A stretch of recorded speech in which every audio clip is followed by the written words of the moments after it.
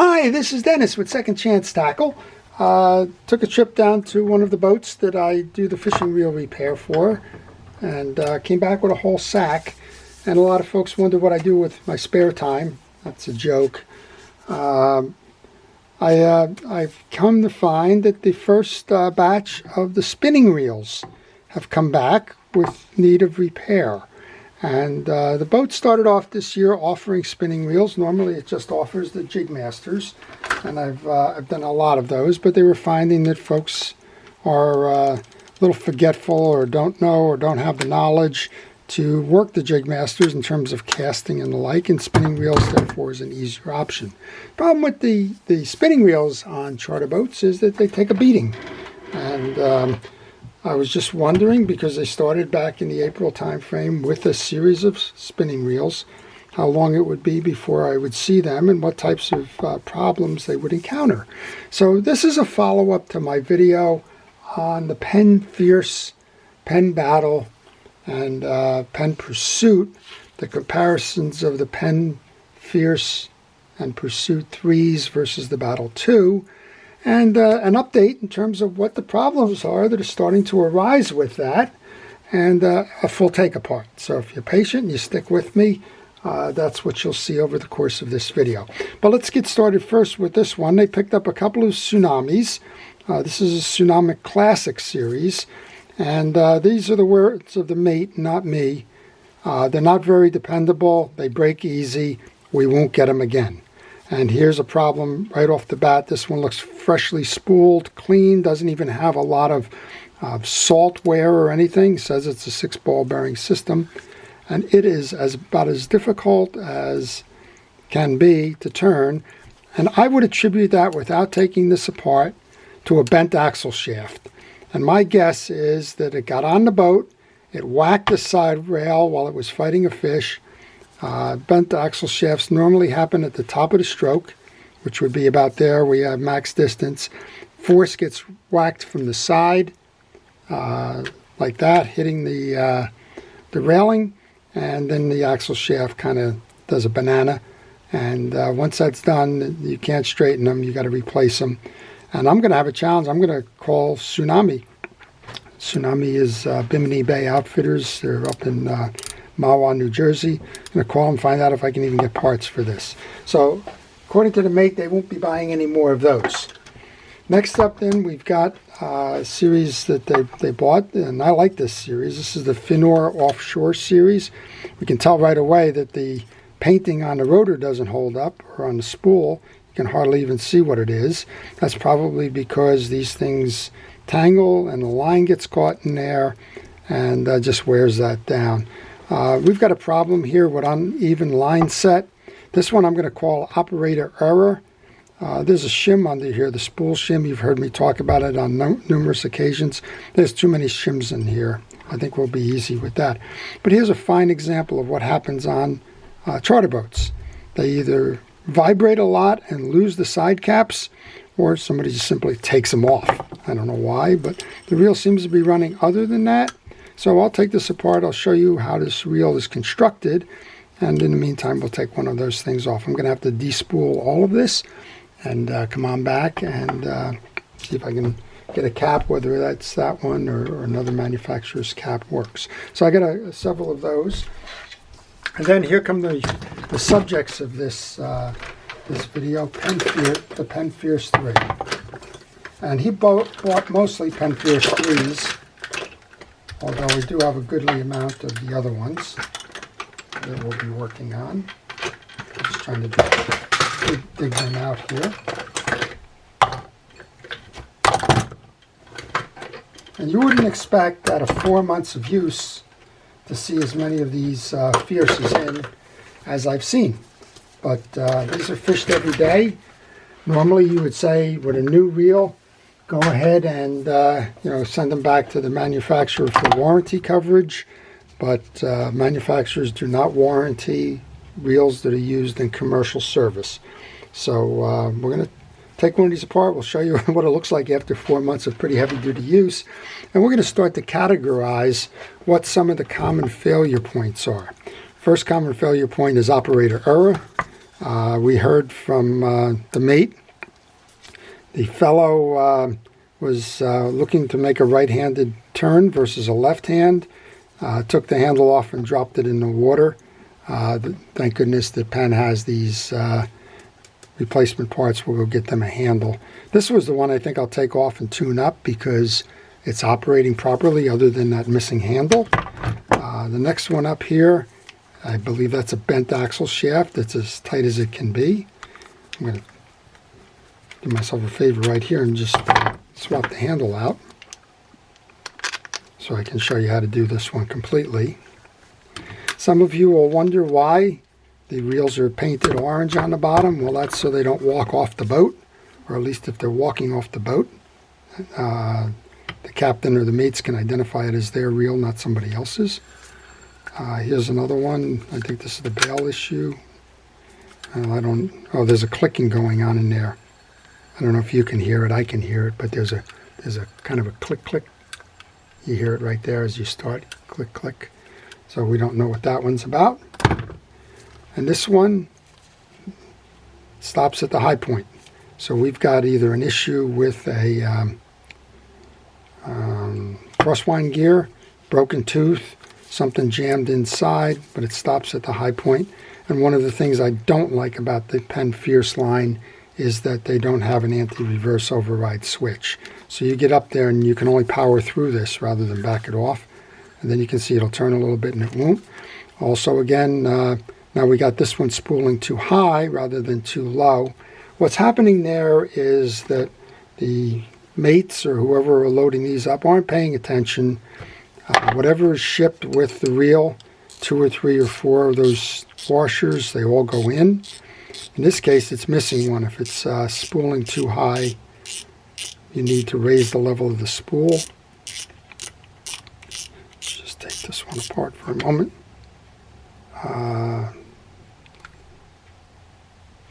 Yeah, we don't have any. So I believe there's a washer that belongs in there. At any rate, we're going to find that stuff out as we do that. It's unusual to see that. So it could be a bent bail too. We'll see. All right, I'm going to put 3 of these aside. I'm going to take the one that's working that was just missing the handle, and we're going to go ahead and do the complete take apart of that reel. We'll show you how the Penn Fierce III is made. If you have one of these, you can play along with me. I'm just going to adjust the camera a little bit here. Get that in the view, maybe move it back a little bit. We'll show you how this reel is made, how to tune it up, and how to keep it running for a long time, even if you're in a commercial environment. So let's start by removing the external pieces. As we do the external piece release, I do like to thank the first responders, the emergency personnel, and everybody involved in keeping us safe during the pandemic. I know it's starting to sound like a little bit of a kind of a broken record sort of a thing, but they do deserve our thanks and appreciation. And I don't mind saying every day, if you're a doctor, or if you're a healthcare professional, an EMT, an essential worker, a teacher, anybody in the first line, we really do appreciate you putting your lives on the line to protect ours. All right, first off was the spool. You can see already there's a lot of wear on here. This is only 4 months, as I mentioned, but this is heavy fishing. This is probably going every day. There's slop, a little bit of slop in the crosswind gear. There's salt corrosion going on here. You can see it as I kind of peel it off onto my table here. And the other thing you can see is that nobody does any pre or post fishing maintenance. These things aren't washed off. They're simply put back into the rod rack and getting ready for the next trip. Because of the pandemic, this boat's actually been fishing very heavy to make up for lost time. This boat lost basically March, April, and May. It wasn't allowed to take customers again until Memorial Day. And they've been trying to run all kinds of trips where they normally would go one time a day. They would do a morning trip and come back out in the afternoon, or a sunset trip. And recently, they even started doing nighttime trips for bluefish. So there's hardly any time to gas and go, no less. take care of the equipment that you have.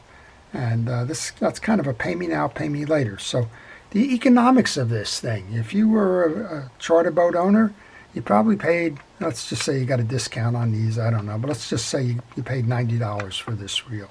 I think that's about what these reels are going for on retail. $90, you're going to rent these out. I believe that the rental fee is either $10 or $15 with the pole for the trip. So let's just make it $10 just for fun. You need 10 trips just to recover the cost of your investment here, the fishing reel. It's 10 trips, well, it's 4 months since I've seen one of these. I can guarantee you this has been on a lot more trips than 10. So you've made your money back, and some of the owners out there are sort of simply saying, okay, they break, toss them and buy a new and start the cycle all over again. And then there are the folks who realize that, you know, this is probably going to require, this one is going to require a handle. A handle's a lot cheaper than just a full reel repair. So there are those that have access to folks like myself that'll do a reel repair, and they're happy to spend the $10 and see how long they can go before it breaks something significant.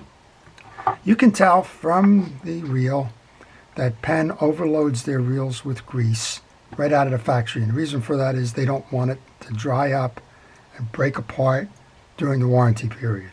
I don't know. I won't be as callous as to suggest they don't care what happens to it after the warranty period, but let's just say they've taken precautions to make sure it doesn't break from lack of lubrication during the period. All right, the side case is, as you can hear, it's a metal case. You can side case off. Looks like a decent design inside. Note, no anti-reverse override. I just got somebody complaining about, not complaining, saying they don't like, pet peeve kind of thing. They don't like that you don't get the override. We have the bearing. I think it's a 3-bearing reel. We have the shim that goes on the main gear. And this is a good time to tell you, if you don't have the schematic, I didn't bother to pull it. But if you don't have that schematic, go ahead and pull that schematic. That'll give you a picture of how these parts come together or come apart. And don't feel like it's, I'm too good for that. I got a good memory. Well, I was just using a schematic this morning, trying to reinstall a bail wire on an older Penn, just because I had forgotten which way the trip lever went on the dead side of that 4300. So pull the schematic at a minimum. Take pictures. I'm taking pictures with the video here, and just make notes along the way if you stop where a particular progression is, where it came out, and so on. So you can see a lot of the dirt that's accumulated here, and it's just heavy use, and that's why the folks don't spend a lot of time, or the folks don't warranty commercial use of the product. Here you go. This is probably steel. It's got to be steel. It's rusting like all get out on the click ratchet for the axle shaft. And because they're not washing them down, and I recommend after each use, go flood your reel. Take it off the pole if you can. Flood the reel with fresh water. And the best way to do that, just put it in a bucket, and then spray it down with a dryer like a WD-40, and that'll get you ready for the next trip. This is not totally important to clean the bottom of the click ratchet, but rust spreads. So if you can take the time, this is a very fine file. I'm just trying to, it's more of a scrape than it is anything else. Just trying to get some of that off. All right, this main gear then is the same gear that's in the Battle 2. We'll go pull that out now. And again, you can see how it's over-lubed. And we've talked about what's the right amount of lube. Well, if you're going to service your reels on a regular basis, a lot of this stuff is just wasted. It's just hanging around in channels. It wasn't very effective. But so I prefer a little bit less. But I make sure that all of the pieces and parts that need lubrication get the lubrication. And I would recommend that you kind of find your right level. Make sure all the teeth and the gears are done. properly, and that the reel is running smoothly, and you won't have any problems. I don't like putting a lot of grease. Here we go again with my try to find the right ratchet thing. There we go. Probably should have looked on my piece first. And this is a traditional counterclockwise. I'm going to take the rotor off now. I like this nut that's up top. It's a cap nut. It doesn't go all the way through. It will not allow you to over tighten the rotor. I like that. I'm going to pull the rotor off next.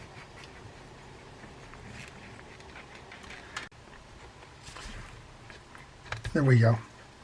Okay, so more evidence that the salt water is taking its toll. You had a lot of salt there, and that makes sense. When it comes off the spool, it's going to cup in here, and it's going to try and find the draining point. You can see it on the pinion gear as well. This little thing popped out. This is a little ferrule. It belongs inside your pinion gear like that. It's kind of a cup and a holder for your axle shaft. You want to make sure that you don't lose that. If you lose that, then you're going to have a lot of slop and play in the overall positioning. All right, let's take that bearing off. You want to take the eccentric off. I guess everything is welded on here with that salt water now. There you go. There's an eccentric with a spring. It just came loose. It's a triangular piece with a 90-degree up that sits in the groove below. And we'll show you how that sets when we go to restore that anti-reverse piece. For now, I just want to get that back where it belongs, which is in that bottom groove looking like that. Okay, let's take our pinion gear and collar and anti-reverse out. Again, with something like this, it's got heavy use. You want to make sure it's clean, and that includes the case below, and that includes the bearings and the pinion gear above. It seems like we have a lot of folks that are getting issues these days with the pinion gear, including myself just there. I'm getting the rotor off of it. It just the tolerances on a lot of these are very close, and the tolerances often get caked with seawater and the like. I'm thinking maybe that's what's going to happen here. So I'll show you how to pull that off if we get stuck. I'm just noticing as I'm doing this that the crosswind block fell out, but that's okay. That's where pictures and schematics will help. Oh, we got that out. Good. All right, let's just do a quick cleaning on this. I use WD-40 or penetrating oils to kind of loosen that grease. I use some cotton swabs to get the old chunky stuff out of there. This is where you can see where it was over-lubed by the factory. And that's my problem right there. If it gets over-lubed, it gets dirty, it holds the sand. And if it holds the sand, that becomes abrasive over time. So I tend to just put enough in there to do the job, knowing I'm going to do this service on a regular basis. And regular basis to me is usually about once annually. If you've got a daily driver and you're using it a lot like these, well, heck, they should be serviced a lot sooner than that, maybe twice, and maybe even before the season starts, midway through the season and towards the end of the season, and then get them cleaned up for the winter time. All right, the collar comes off. I know I got a lot of pieces laying on my table here. I'm going to take the bearing off, and this is one of the changes now. We've got sealed bearings in the Fierce 3. You have shielded bearings in the 2. There's two sides to this collar. There's a bearing side that sits up, and you have a one with a little ridge that sits down. This is your this way. Your anti-reverse gear. There's two sides to this. There's a metal side and there's a plastic side. The metal side goes up. We have the collar. If we can get that off, we can. And that just pulled out the little cup for the axle shaft. And then we have the other bearing. That one's shielded. All right, so these are surprisingly clean. I'm just going to flood the bearings. This sealed bearings, somewhat of a wasted effort. I'm going to just make sure that this gets cleaned. I'm going to use a steel wool. To try and get some of that salt deposits on the pinion gear off. And then I'm going to just grab a wire brush and get the old grease out of the channels.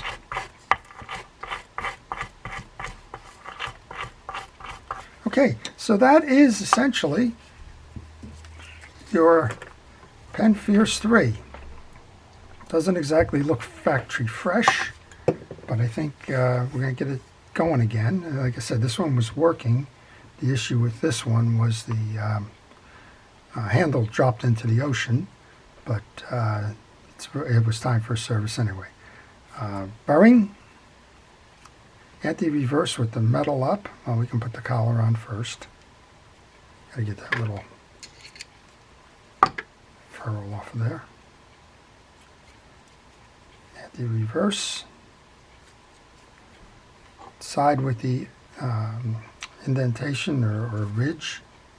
Oh, we can put the bearing inside that, it's easier. Bearing goes upside. If you do it the other way, it won't work. You can do it the other way, it won't work. Let's get a good amount of grease, and interestingly enough, I'm using the same grease Penn did.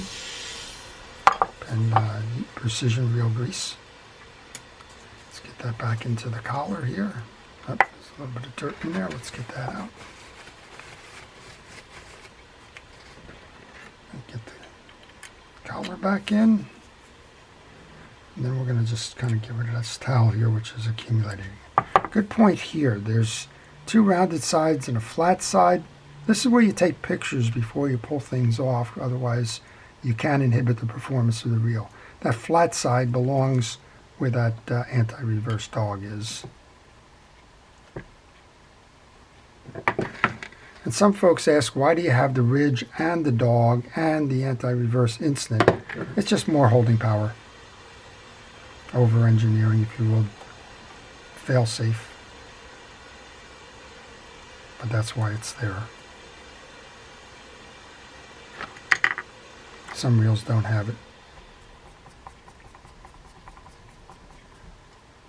Alright, we're going to put the 3 small screws in. I don't tighten them all the way down here because if you lock it in one way or another, you can have misalignment of the hole and you got to go back and loosen them up anyway. That's just lessons learned from time. Once you get the third one seated, and you can go back and tighten them all.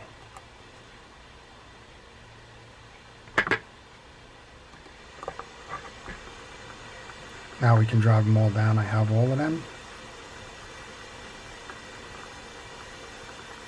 Those are deep-throated screws, geez. So the design didn't change much between the Penn Fierce II and the Penn Fierce III. You saw the sealed bearing. The other thing you didn't see yet is that you no longer have the felt washers up top. You now have the HT100 washers. The difference between, other than those two pieces, and the Battle has one more bearing. The Battle has a bearing on the axle shaft. And if that matters to you, that's probably what you're paying the additional $20 for in list price. That's to the Battle 2. Now the Battle 3 just was introduced, and the Battle 3 has some more improvements to it to, again, put some distance on the lines. Alright, this is the crosswind gear. I've put grease all around. You put it on the bottom because it's going to ride on the stud here, in the hole, on the face because the crosswind block is going to ride there, and on the teeth because the teeth of your main gear are going to ride there. Alright. Just don't want to lose that furrow, and I want to get rid of that dirty towel there, so I'm using a new towel, trying to keep the parts above the fray. I'll just put new grease onto the crosswind block here. Seat your crosswind block with the stud down, and this one's got a hook under this little hold fast arm. Now, lessons learned here. Don't move that crosswind block because you don't have the anti-reverse override. That's where your ferrule goes. And if you start getting it up and this gets twisted without the axle in it, boy, do you have problems getting that off. And that's experience speaking there. All right, we're just going to clean this up. Whenever you have a reel that's heavily used, you need to make sure that you check the teeth. And see, here we go again. It's that dark stuff that has penetrated the case and taken up residence there. Same thing, I'm just using a wire brush to clean the channels.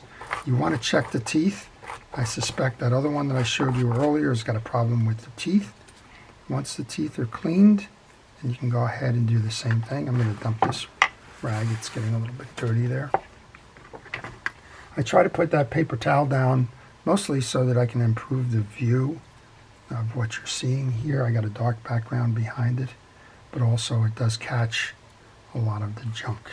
All right, off the teeth there, they were okay. Do the same thing here with the backside of the gear, which is going to drive the crosswind block. I just noticed that there's a little junk in there, so I'll get that out while I'm at it. Looks like maybe some old line or something got tingled. Okay, this goes in next. Okay, so it's time to install the anti-reverse piece. That's this little plastic piece we were talking about, and this eccentric wire. There is a hook here. I don't know how well you can see that. That belongs in the hole beside these two, these little raised pillars sort of things. And then the whole assembly kind of snaps in.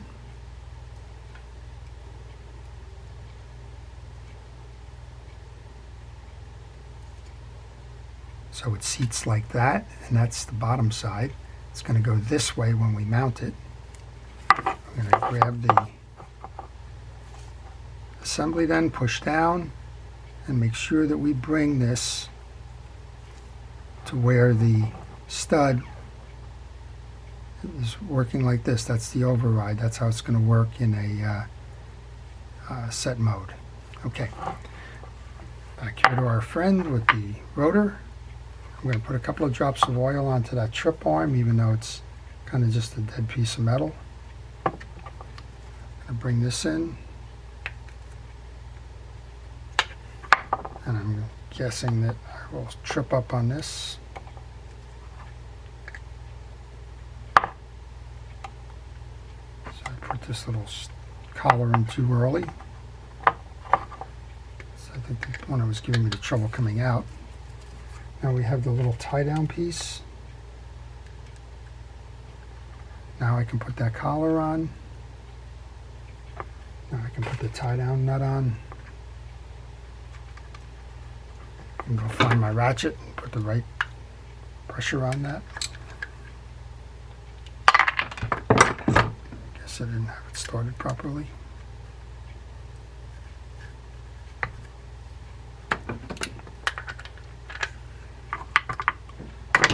Now normally I would give it a spin to make sure everything's working, but remember what I said about this piece down here. If you spin this now, that's going to trap up there. That's going to be pretty much a headache to try and correct that. Before we leave this, we want to put our tie down on. There's a little screw that we had that holds that in place.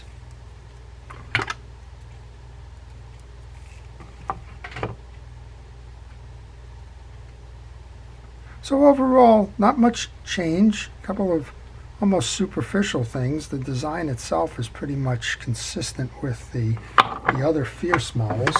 It's just that they've changed over the top drag, and they've changed over the bearings to sealed bearings. Okay, now we go in with that, bring it down, and we merge it to the crosswind block, making sure that the two holes here line. Two flathead screws to hold it down. That's one. Again, that's probably a fail-safe there that you get the two. There's the second.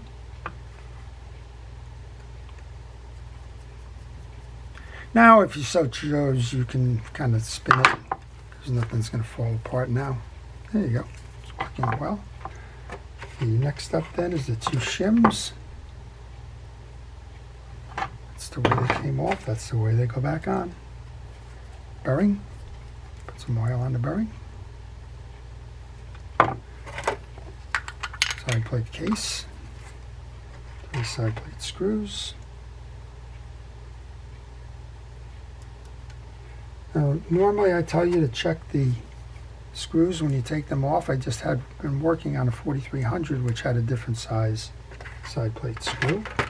You want to do that if possible before you start putting them back together again and realize one's too long or one's too short. In this case, these are all the same. There's a little clear washer which you probably can't see me struggling with. That goes on there. And we'll tighten these down.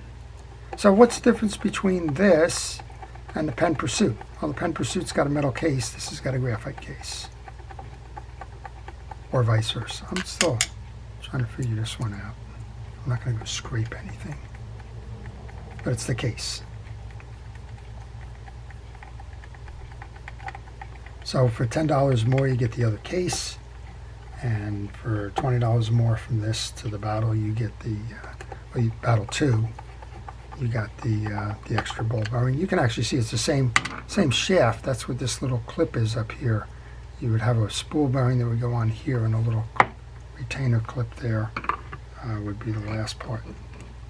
All right, last of the screws. Bump guard, and then we'll show you the up top piece of this. See what kind of abuse that's taken from 4 months of heavy fishing without being serviced. So I'm going to start cataloging these. It seems like one of these has got a bent axle shaft. One of them has got an alignment issue with the spool. And one of them is just plain sluggish, which could be, like I mentioned on some of the earlier ones, could be operator error. There could be some line tangled in there or something else to that effect. All right, let's get this on. We can give it a spin. And let's go up top to the drag washers then. You want to pull that little clip out that holds them in. Be careful, shield yourself, you don't want it shooting. Just like that there. And these should have the HT100s in them, they do now.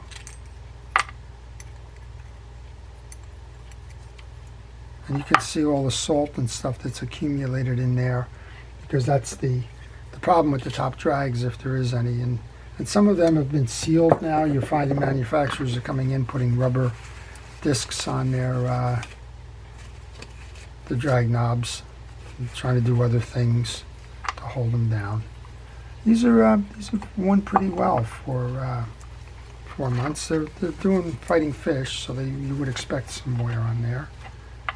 I don't know how they've set them up. The middle one is okay.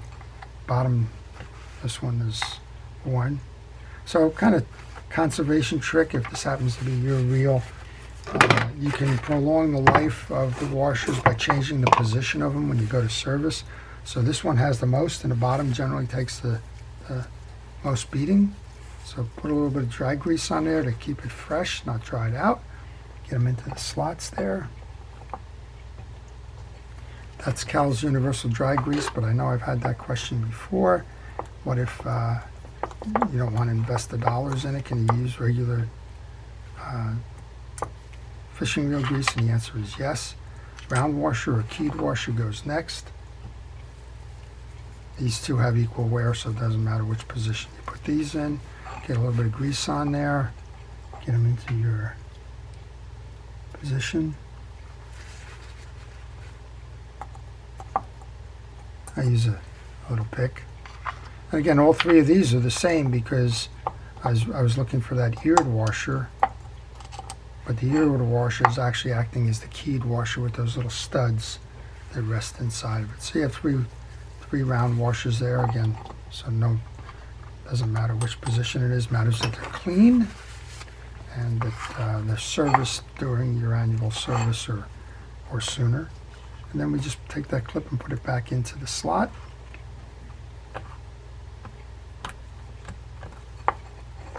Make sure that it's in the slot. There's no real purpose to this other than it does hold the drag washers in place, but it's not, doesn't increase or decrease your max drag or anything like that. It's just a retaining clip. All right, back on.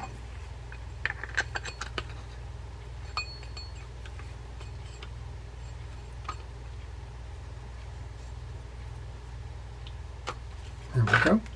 So you do have a rubber button on here, but still, it's interesting how much water got in there and dried out. But again, these are, I guess, a story of what you shouldn't do in terms of coming back from a trip. These things simply wind up right back in the rod rack, ready to go again. So there you go. There's your Penn Fierce III taken apart. Showed you how to service it, showed you what it was made of. Tried to explain a little bit of the differences between this reel and its predecessor to 2. And this one's ready to go fishing again. Go make some money. So I hope you've enjoyed that. If you did, please like it. If you want to see more, please subscribe. And if you have a reel that needs to be serviced, please contact me by the email that follows on the business card, and I will be happy to provide you with the service information. This is Dennis with Second Chance Tackle. Have a great day.